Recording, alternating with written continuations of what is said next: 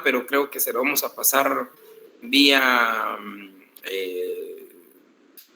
el sistema que tenemos, ¿cómo se llama este? Classroom. Classroom, vía Classroom. Yo espero que tenerlas el día lunes ya colocaditas ahí. Bueno, jovenazos, entonces el segundo parcial pues empieza no hoy, sino el próximo de hoy en 8. Le hago el recordatorio porque el primero, segundo y tercer grupo pasará ya a exponer a partir del viernes de hoy en 8. Por favor, tenerlos presentes. Yo voy a estar con ustedes siguiéndole el curso el día de hoy y el día lunes. Ya del día viernes en adelante, 3 grupos por día. 3 grupos por día. Empieza el 1, 2 y 3. Así sucesivamente 4, 5 y 6, después 7, 8 y 9 y así en adelante. 15 minutos cada quien, por favor. No podemos tener más minutos, sino mediditos 15 minutos por grupo porque tenemos que tener unos 5 minutos de análisis sobre esto. Doña Kiara, cuénteme. Lick, disculpe, pero usted había dicho 20 minutos. Es que le digo para que me confirme porque como con mi grupo ya tenemos todo organizado por minuto. Sí, doña Kiara, yo le entiendo, pero se recuerda cuando hablábamos que solo 2 iban a pasar por grupo, por día. Pero ahora por la misma situación vamos a alargar para que sean 3 por día. Okay. Y es ahí donde se nos reduce el tiempo. Okay, muy agradecido, doña Kiara. Yo pensé que me iba a decir, mire, nosotros solo vamos a poner 5 minutos. No importa, pero le digo máximo 15 minutos. Si ustedes quieren 20 es más difícil, doña Kiara. Yo sé que ustedes querrán exponer mucho más, pero ya no se puede. Tratemos de sintetizar un poquito más y le agradezco por la disposición. Muy bien. Entonces, por favor, esto empezaría de hoy en 8. Lo que veamos el día de hoy va a ser prácticamente para el examen final, porque su segundo parcial se concretiza única y exclusivamente en su exposición. Muy bien. Hablando del día de hoy, es un tema que daría que hablar durante 2, 3 horas, 2, 3 sesiones, porque es un tema interesantísimo, porque esos son aspectos de derechos humanos internacionalmente reconocidos, pero también de aspectos geopolíticos, tomando en cuenta la universalidad de los derechos humanos, especialmente a través de las Naciones Unidas. Y para hablar de las Naciones Unidas tenemos que establecer qué son las Naciones Unidas, cómo son los órganos que la componen, y a raíz de esto entramos a conocer la geopolítica que estamos viviendo en parte. Vamos a tener respuesta. ¿Qué pasa en Ucrania? De tanto se habla de las Naciones Unidas, pero ¿qué hace las Naciones Unidas con Ucrania? ¿Qué hizo las Naciones Unidas en Irak? ¿Qué pasa ahí? ¿Por qué no intervienen los cascos azules? ¿Por qué solo sanciones económicas y no va más allá, a pesar que es una invasión? ¿Qué pasaría si Nicaragua invade a Costa Rica? ¿Será que tendría la misma respuesta o tendría una respuesta más severa de intervención militar?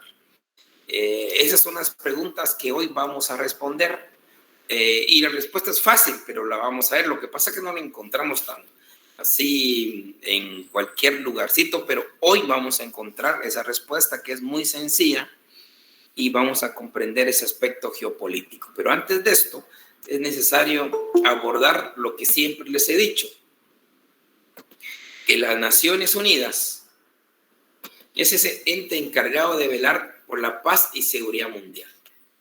Ya le dijimos la Carta de San Francisco el año 1945, que entró en vigencia hasta en octubre del año 1945. De ahí que ya no tardará en que ustedes sepan la reunión de las Naciones Unidas, donde están los 193 jefes de Estado, que son 193 estados que actualmente se componen a las Naciones Unidas. Y existe esta Asamblea General donde participan todos los presidentes, primeros ministros de todos los gobiernos de las 193. Ya no tardarán, ustedes lo van a ver dentro de poco cuando se anuncia que el presidente de Guatemala, El Salvador y todos los del mundo van a las Naciones Unidas. Pero es por la conmemoración de año tras año de las Naciones Unidas. Y dentro de la Carta de San Francisco, que ustedes la pueden buscar en cualquier lugar, que ahora Google está súper fácil y se encuentran fácil, la Carta de las Naciones Unidas o la Carta de San Francisco. Las Naciones Unidas, pues ya lo hemos manifestado, su propósito fundamental y que aparece en el artículo primero de la Carta es velar por la paz y seguridad mundial. Es su gran propósito, velar por la paz y seguridad mundial, lo que hemos hablado. Pero ustedes, yo sé que en su cabecita, porque ustedes, aparte de que son muy inteligentes, he visto que son demasiado listos y ya están preguntándose ustedes, ok, las Naciones Unidas vela por la paz y seguridad mundial, entonces, ¿qué ha hecho allá? Hoy día estamos sufriendo unas consecuencias de una invasión, de una guerra, y no las Naciones Unidas vela por la paz y seguridad mundial, pues dirán su cabecita. Hoy vamos a responder a algún tema ahí que se ventila. También viene el propósito de las Naciones Unidas, aparte de la paz y seguridad mundial, es fomentar las relaciones de amistad entre los estados, la cooperación internacional entre los estados. Y último propósito, no menos importante, lo que hemos dicho, es el desarrollo de los derechos humanos. Es uno de los propósitos de esta gran organización mundial. A raíz de esto, pues ya hemos dicho nosotros en varias oportunidades, arranca lo que son los derechos humanos de hoy, con varias declaraciones, varias convenciones que velan por el desarrollo de los derechos humanos de todos nosotros, de nosotros que somos la humanidad. Esta Carta de Naciones Unidas, aparte de tener su propósito seguridad y paz mundial, relaciones de amistad, la cooperación y desarrollo de los derechos humanos, también en su artículo 2 habla de principios. Y según la Carta de Naciones Unidas, habla el principio de igualdad, que todos los estados son iguales. Yo sé que en su cabecita dirán ustedes, no, hombre, ¿cómo? Nosotros somos igual que Estados Unidos, somos igual que Canadá, somos igual que Inglaterra, dirán ustedes. Y en su cabecita misma me dicen, no, porque hay tratos desiguales, ahí vamos a ver. Entonces, principio fundamental, la igualdad, la buena fe, la solución pacífica de las controversias, solución pacífica de las controversias. Entonces, ¿por qué no solucionaron pacíficamente las controversias entre Rusia y Ucrania? En Afganistán o la guerra de Irak. La solidaridad entre estados. Son principios fundantes de la Carta de Naciones Unidas. Pero hoy vamos a saber qué pasa. Y para saber lo que pasa hoy día, geopolíticamente hablando, pero vamos a entrarnos al ámbito internacional público, pero no es de balde, porque ya sabemos que uno de los propósitos de las Naciones Unidas es el desarrollo de los derechos humanos. Y lo ha cumplido a través de la Comisión de Derechos Humanos que devenía del Consejo Económico y Social. Pero eso lo vamos a ver cuando surgieron estos en el año 1947. Bueno, ¿cómo se organiza las Naciones Unidas? Las Naciones Unidas se organiza primero por una asamblea general, la asamblea donde se reúnen todos los países, que como ya les dije, actualmente son 193. Países pueden haber más. Pueden haber unos 245 países, pero miembros de las Naciones Unidas, 193. 193 países que pertenecen a las Naciones Unidas. Por eso siempre se dice que en las Olimpiadas hay más estados que en las Naciones Unidas. Por eso mismo, porque hay más países. Pero no son parte de las Naciones Unidas. Y vamos a ver, hay un puntitos importantes. ¿Cómo se conforman las Naciones Unidas? Como ya lo mencioné, la Asamblea General por 193 países.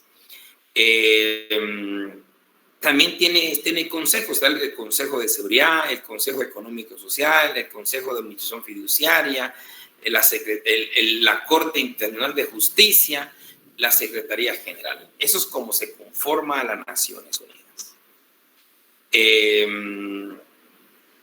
El Consejo Económico y Social, pues un consejo no menos importante porque es el que tenía encargado de cuarto propósito, de velar por el desarrollo de los derechos humanos.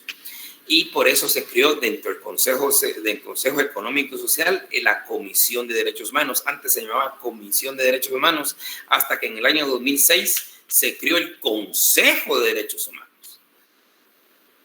Y miren la relevancia de los derechos humanos entre las Naciones Unidas. Antes estaba encargada ante una comisión que venía de un consejo. Hoy día no. En el año 2006 las Naciones Unidas creó un consejo propio de derechos humanos, un consejo que ya depende por sí mismo. En cambio, la comisión pertenecía al Consejo Económico y Social. Entonces, ese Consejo Económico y Social también está entre sus funciones velar por analizar y velar, estudiar el tema de derechos económicos, sociales y culturales de los países. Es el encargado de tener varios organismos especializados como la UNICEF, la OIT, la OMS, pertenecen o son parte de este Consejo Económico Social. También está el Consejo de Administración Fiduciaria, que esto ya no es tan mencionado porque estrictamente era cuando habían estados fideicometidos a otros estados fideicomitentes. Hoy son muy pocos, ya todos gozan de una total independencia y autonomía de funcionamiento. También tenemos el Consejo de Derechos Humanos, como ya lo dije, se creó en el año 2006, o sea, relativamente reciente el Consejo de Derechos Humanos, y vela por precisamente los derechos humanos a nivel global, recibe denuncias, analiza las denuncias que se le presentan de conformidad con la resolución 1503 que antes pertenecía a la Comisión de Derechos Humanos.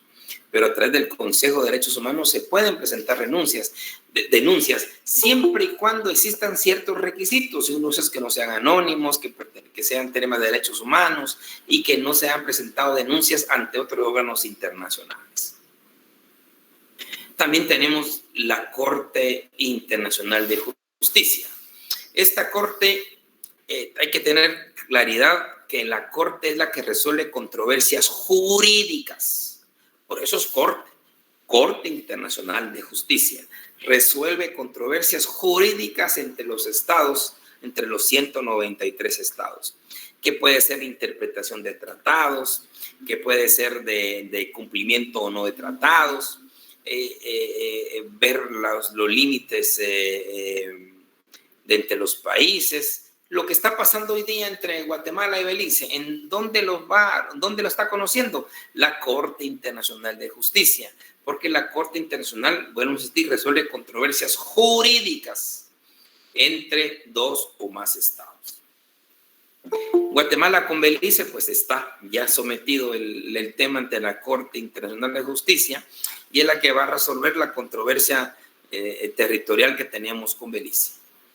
Pero qué bueno que existe esta corte, porque, vuelvo a insistir, resuelve controversias jurídicas. Y también está la Secretaría General, que es el órgano administrativo de todo lo que es las Naciones Unidas. Pero yo resalto, y ustedes se han dado cuenta que resalto cuando digo Corte Internacional de Justicia resuelve controversias jurídicas, porque existe otro órgano y es el más importante de las Naciones Unidas. Más importante porque tiene un poder coercitivo inigualable. Y es el que resuelve controversias políticas. ¿De quién nos estamos refiriendo? Estamos refiriendo al Consejo de Seguridad. El Consejo de Seguridad es el órgano más fuerte, más potente que tienen las Naciones Unidas, el Consejo de Seguridad. Y esta es la clave. Al comprender el Consejo de Seguridad, vamos a comprender hoy la geopolítica internacional que estamos viendo hoy día. El Consejo de Seguridad resuelve controversias políticas, dije, Corte Internacional de Justicia resuelve controversias jurídicas. El Consejo de Seguridad resuelve controversias políticas. Ahí entra cualquier tema político. Una invasión a un Estado. Es una controversia política. Unas sanciones mutuas entre Estados, controversias políticas. O aquel asunto que venga a poner en peligro la paz y seguridad mundial. Es una controversia política que lo tiene que resolver el Consejo de Seguridad, porque el único punto que tiene en cargo el Consejo de Seguridad es ni más ni menos el más importante, es el primer propósito, velar por la paz y seguridad mundial.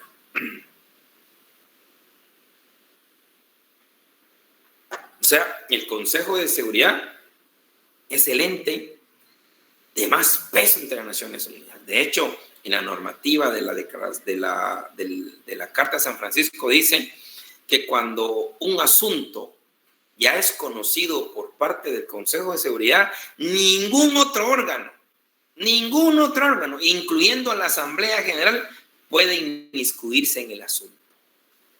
Ojo, mire qué poder el Consejo de Seguridad. Cuando ya el Consejo está conociendo una controversia política, ningún órgano puede inmiscuirse. Tiene la fuerza de poner cualquier sanción económica, cualquier sanción jurídica, cualquier sanción política, incluyendo la intervención militar. Son los famosos cascos azules. Cuando el Consejo de Seguridad da una orden, da una resolución y dice intervengan militarmente a de este estado, todos los demás estados a nivel global tienen la obligación de apoyar. O sea, si Nicaragua invade Costa Rica, ¿quién va a conocer eso? El Consejo de Seguridad. ¿Y qué va a resolver el Consejo de Seguridad? Intervención militar a Nicaragua y ya ustedes sabrán. Ahora la pregunta es, ¿y entonces con Ucrania qué pasa? ¿Con Irak qué pasa? ¿Con Afganistán qué pasó? ¿Acaso no hubo una intervención ahí militar? ¿O de Estados Unidos? ¿O de quién? ¿Qué pasó ahí? O sea, miren el poder del Consejo. Y no solo eso, el Consejo tiene también otras facultades como de recomendar jueces ante la Corte Internacional de Justicia. Ese es el poder que tiene. El Consejo de Seguridad tiene facultades dentro de la Carta de Naciones Unidas. Ellos pueden rehacer las recomendaciones a qué jueces y qué jueces no tienen que estar en la Corte Internacional de Justicia. También tienen la facultad de determinar quiénes integran y quiénes no las Naciones Unidas. Hoy día hay 193. Podrán haber unos 10, 15, 20 que quieren ingresar. ¿Quién es el que analiza? El Consejo de Seguridad. También recomienda, asesora para candidatos a secretario general de las Naciones Unidas. O sea, la gran fuerza que tiene las Naciones Unidas se descansa en este Consejo de Seguridad. Ahora la pregunta es, entonces, ¿por qué el Consejo de Seguridad no hace nada contra Rusia? ¿Por qué el Consejo de Seguridad no hace nada contra Estados Unidos después de las invasiones que han cometido? ¿Qué pasa? ¿Por qué no lo sancionan? La sanción ahí es la intervención militar. Todos hemos visto sanciones económicas, sanciones bancarias, pero intervención militar no. Las Naciones Unidas. Aparte de la OTAN, digo las Naciones Unidas, el Consejo de Seguridad. Pues la respuesta la tenemos muy sencilla, compañeritos, muy sencilla. Y la sencillez radica en que cómo se integra el Consejo de Seguridad. Esa es la respuesta. ¿Cómo se integra el Consejo de Seguridad? Pues el Consejo de Seguridad se integra por 15 miembros. 15 miembros. Perfecto. De esos 15 miembros, hay dos clases de miembros. Hay una clase de miembros permanentes y hay otra clase de miembros no permanentes. La clase de miembros permanentes son 5. Y la clase de miembros no permanentes son 10. Los no permanentes cada 2 años cambian. Y realmente es por 5 continentes, dos representantes. O sea, miembros no permanentes son 10, cambiando constantemente entre ellos 2 años. Y los miembros permanentes, pues su nombre lo dice, permanecen. Y son 5. Adivine usted quiénes son esos 5. Como se los dije al inicio, ustedes, aparte de ser muy inteligentes, son muy listos. Ya sé, su cabecita ya está fabricando los 5 nombres. China. Y efectivamente, estamos hablando. Francia y China. Perdón, ok. Efectivamente, estamos hablando, ya me lo dijo don Milton, muy bien. Estamos hablando de las 5 potencias vencedoras de la Segunda Guerra Mundial. O sea, si nos damos cuenta, lo que estamos viendo hoy se nos tiene arrastrando el tema de la Segunda Guerra Mundial. La Carta del Atlántico fue una carta que se hizo en los años 42 entre estas 5 potencias. Y establecieron que para finalizar la guerra no solo iban a juzgar a los nazis, sino que también tenían que criar y conservar las Naciones Unidas, evitando otra guerra, otro conflicto similar al que estaban viviendo. Y de ahí surgió nuevamente la idea de una asamblea, de una organización mundial, pero ya más estructurada. Y estructuraron el Consejo de Seguridad. Pero eso sí, ellos curándose en salud, porque tampoco son nada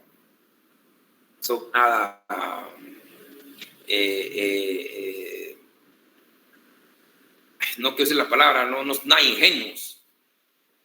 Se conservaron para sí esa potencia vencedora. Y por eso son los 5 permanentes.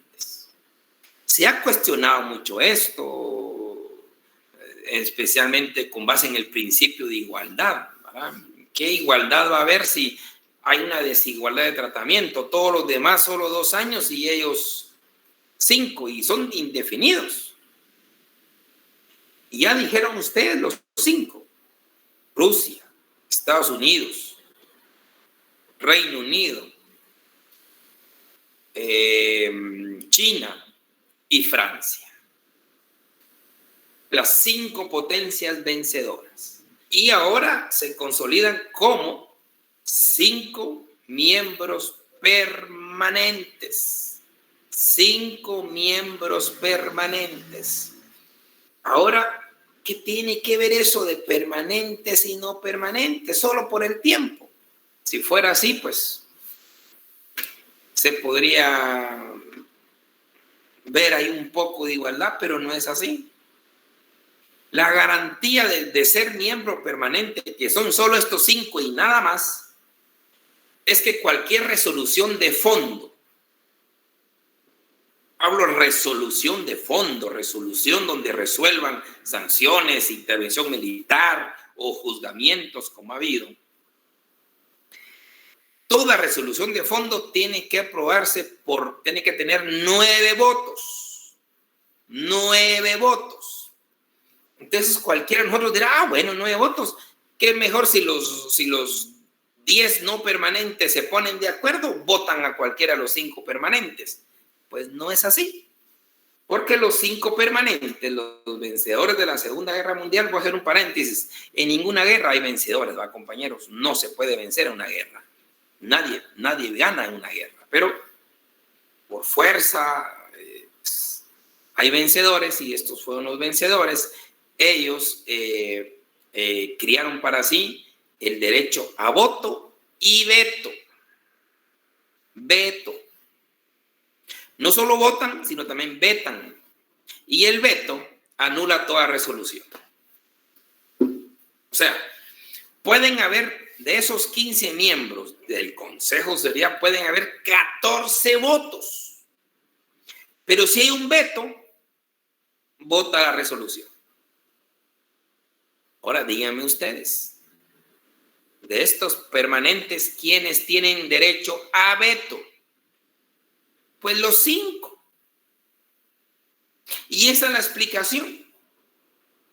Estados Unidos invade Irak. Ojo, le voy a hacer un poco de memoria. Recuerdo que cuando Estados Unidos decide invadir Irak, antes de eso él trató y luchó por todos los medios de irse por parte de una resolución del Consejo de Seguridad, porque resolución del Consejo de Seguridad primero es tener la fuerza de las Naciones Unidas y segundo es el apoyo total de todos los estados, de todos los países, porque una orden del Consejo de Seguridad se respeta y se respeta. Así de sencillo. Entonces, querían obtener, pero no lo lograron, entonces se fueron solos con Inglaterra, recuerdo yo.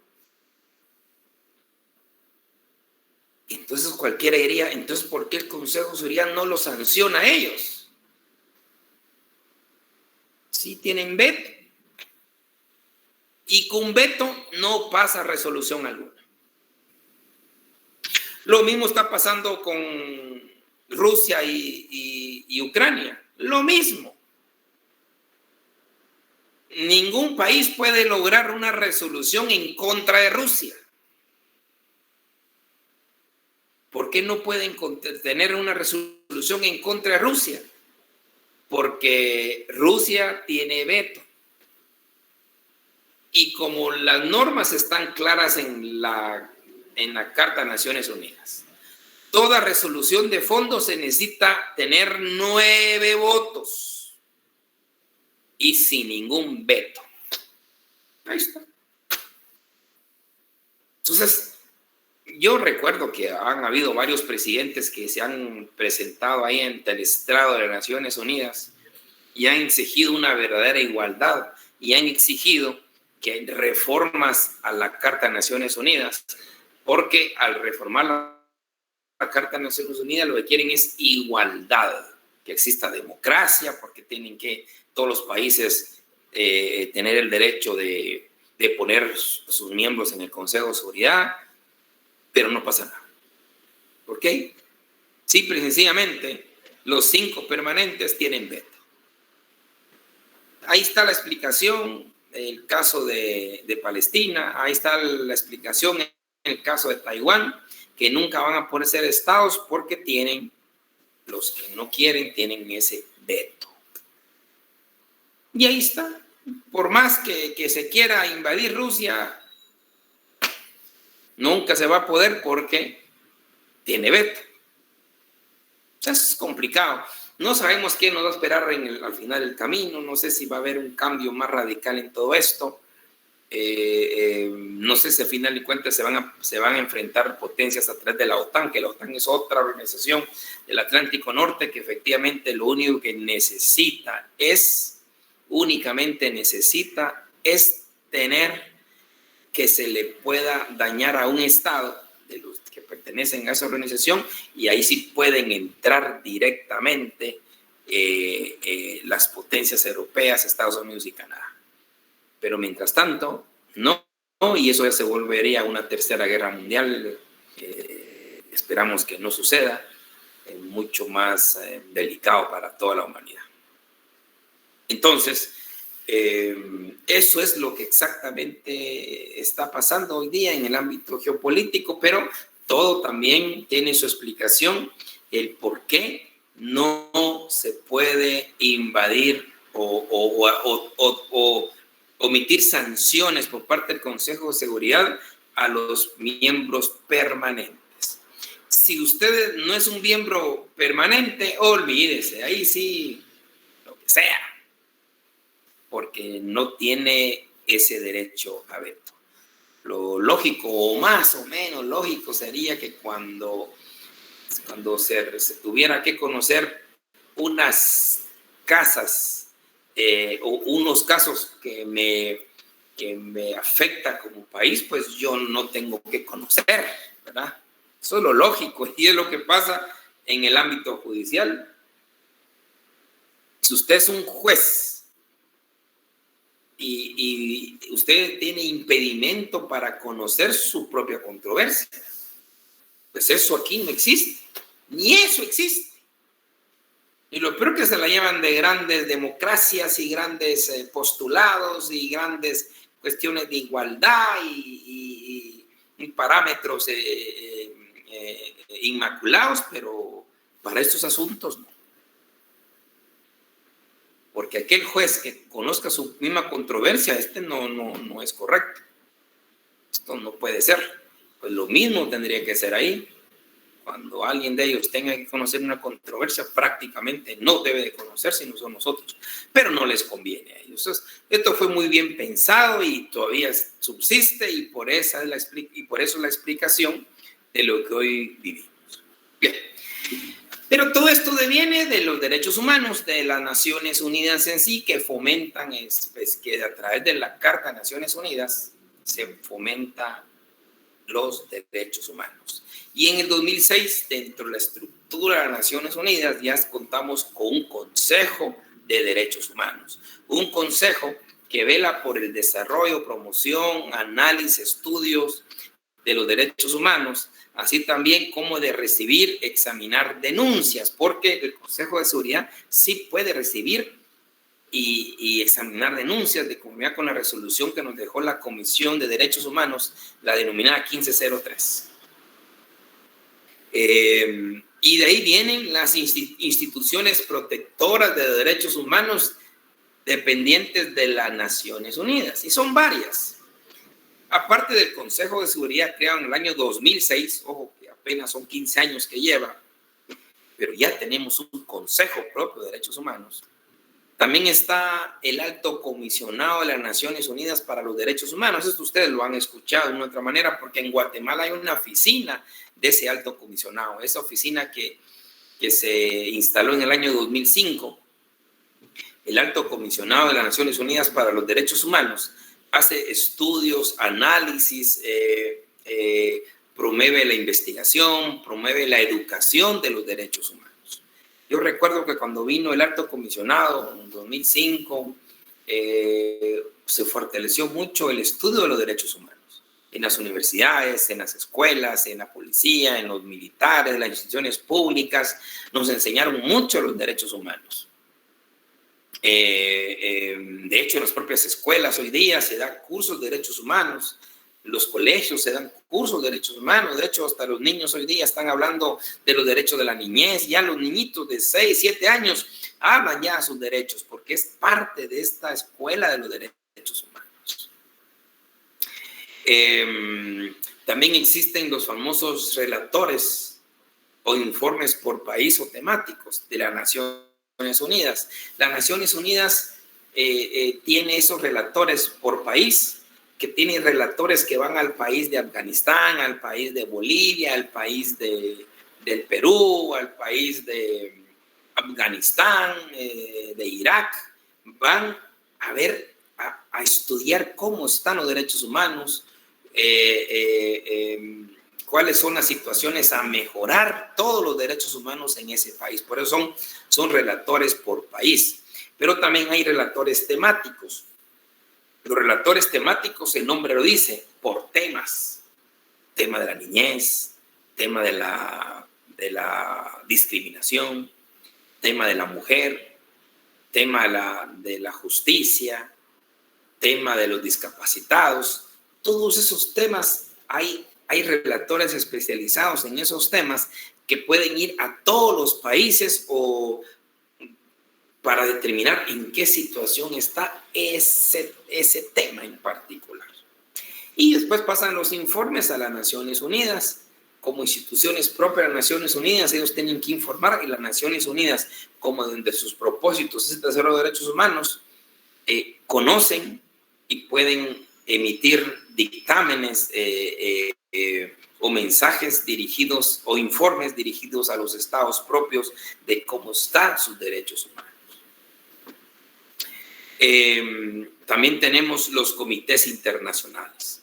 Los comités internacionales, como ya lo hemos visto en algunos comités, tanto el Comité de Derechos Humanos, que depende directamente del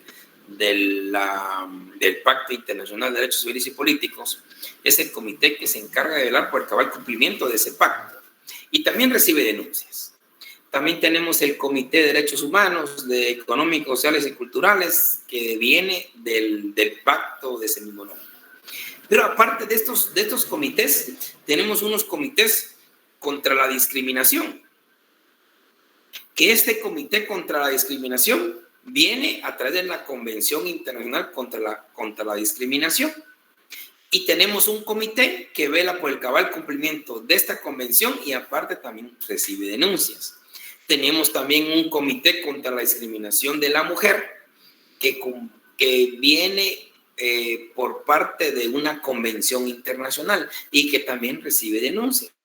También viene el comité contra la tortura, derivado de un pacto internacional contra la tortura. Viene de la niñez, el Comité de la Niñez, porque viene de la Convención Internacional de la Niñez.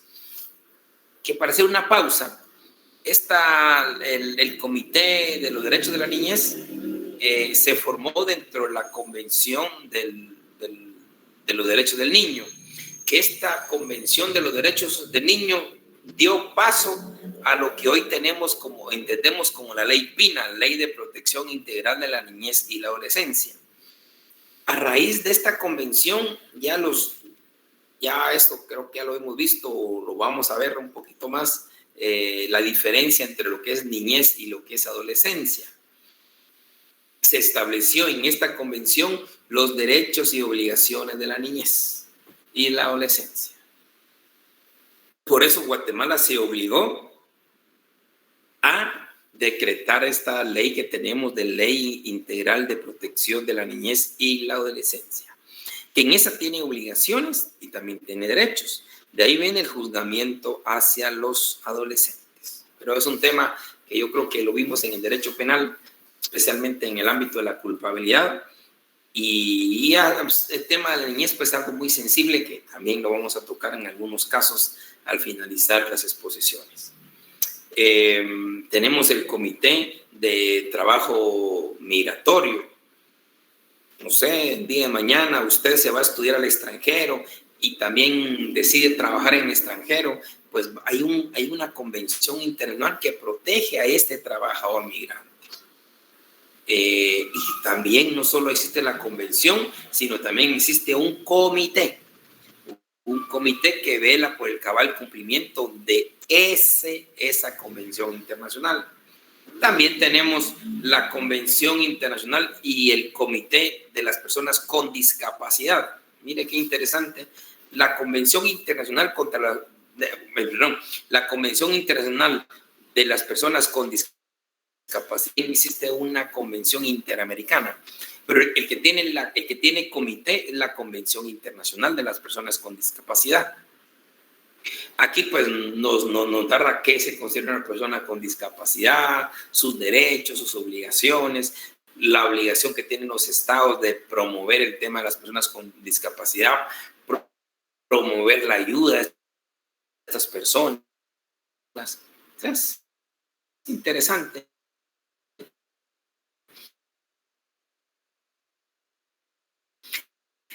Y ustedes no me harán mención en estas convenciones internacionales, convenciones contra la discriminación, Convención Internacional de la Discriminación de la Mujer, contra la tortura, la niñez, la Convención contra la Discriminación, no digamos el Pacto Internacional de Derechos Civiles y Políticos, Económicos, Sociales y Culturales, la Convención Internacional de Personas con Discapacidad, la Convención Internacional contra la Desaparición Forzada, por ejemplo. También esta Convención Internacional tiene su propio comité. Y los comités, como ya lo hemos dicho, son los entes encargados de velar por el cabal cumplimiento de las normas establecidas en estas convenciones o pactos internacionales. Y de ahí, pues, el tema de la desaparición forzada, pues es algo que lo que se quiere es que el Estado, los funcionarios públicos, no detengan y desaparezcan a personas. Y por eso se creó esta convención, que también tiene su comité y es el que puede recibir denuncias correspondientes. Estas son las instituciones de las Naciones Unidas que velan por los derechos humanos. Puedo insistir, no solo está el Consejo de Derechos Humanos, sino que está el Alto Comisionado de las Naciones Unidas para los Derechos Humanos, los informes relatores de temáticas o por país, los comités internacionales ya anteriormente establecidos, son las instituciones protectoras de los derechos humanos que devienen directamente de las Naciones Unidas.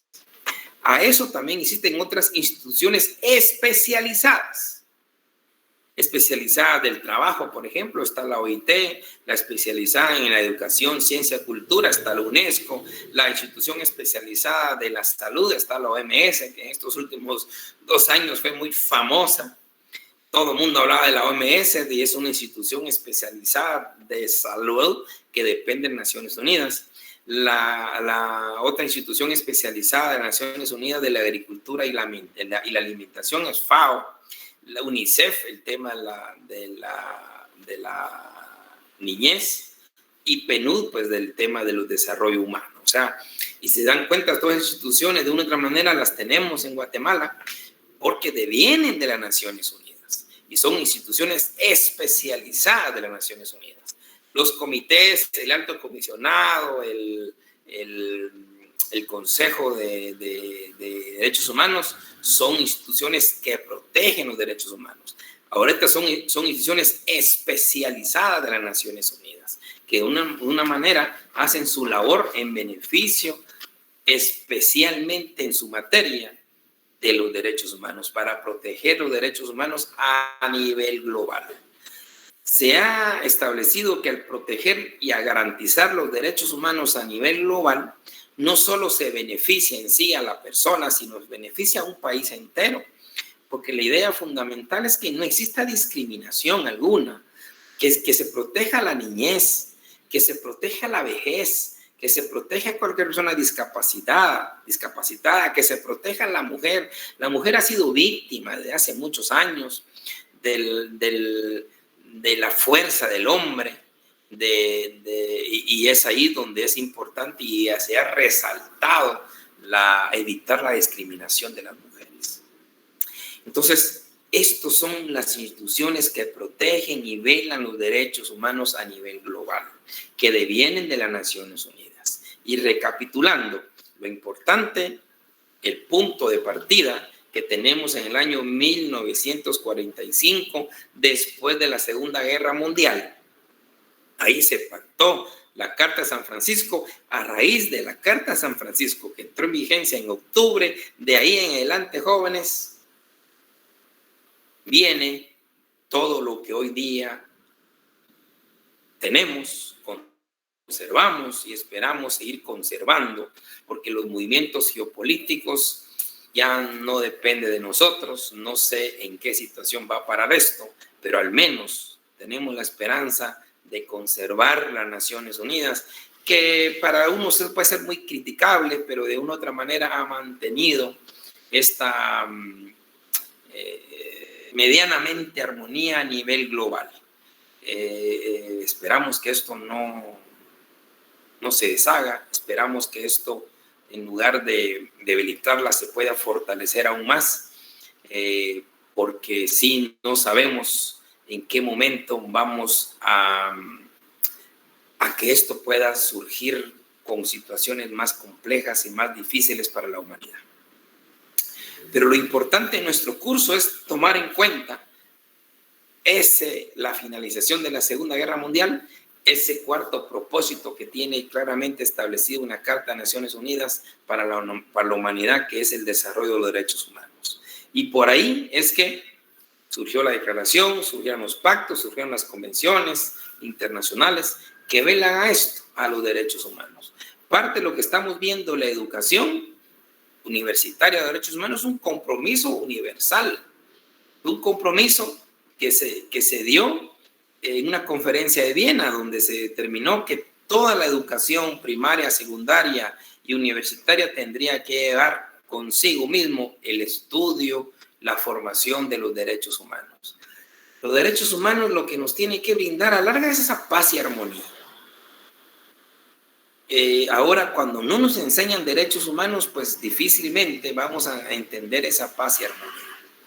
Entonces, yo creo que lo valioso que ha tenido las Naciones Unidas es esto: promover y desarrollar los derechos humanos. Han habido errores, nunca nada es perfecto, pero la idea es irnos perfeccionando. Si tienen dudas o comentarios, por favor, compañeritos, estamos abiertos.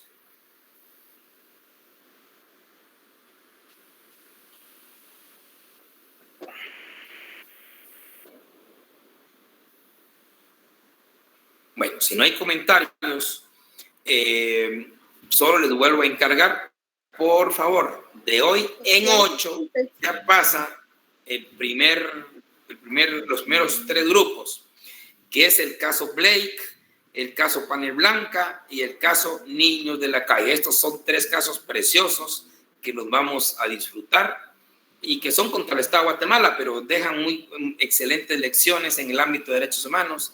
Y vuelvo a insistir, los que ya leyeron estos casos, seguro, tratan temas de la Convención